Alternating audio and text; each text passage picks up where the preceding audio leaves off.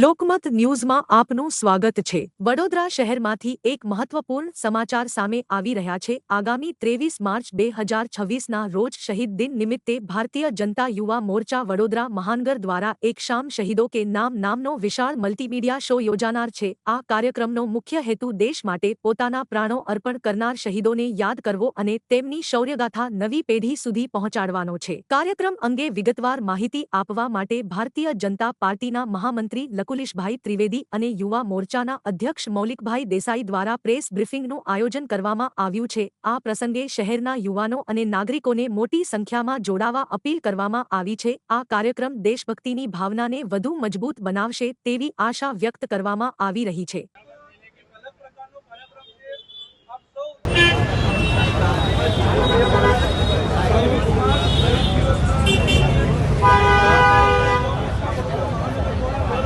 ત્રેવીસમી March શહીદ દિવસ નિમિત્તે યુવા મોરચા દ્વારા વર્ષોથી એ દિવસે સવારે 6:30 વાગે પ્રભાત ફેરીનું આયોજન કરવામાં આવતું હોય છે।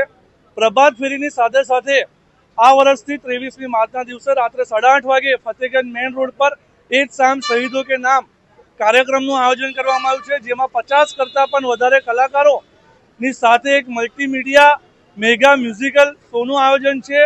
વડોદરા શહેરના યશસ્વી અધ્યક્ષ ડોક્ટર જયપ્રકાશ સોની સાહેબ, યુવા મોરચાના પ્રદેશ અધ્યક્ષ ડોક્ટર હેમાંગભાઈ જોશી સાહેબના માર્ગદર્શન હેઠળ સમગ્ર કાર્યક્રમનું આયોજન થનાર છે। મારી વડોદરા શહેરના નાગરિકો અને યુવાનોને નમ્ર અપીલ છે કે આવો 23મી તારીખે રાત્રે 8:30 વાગે ફતેગંજ મેઇન રોડ પર આપણે સૌ આપણા શહીદોને યાદ કરીએ, આપણા શહીદોને શ્રદ્ધાંજલિ આપીએ।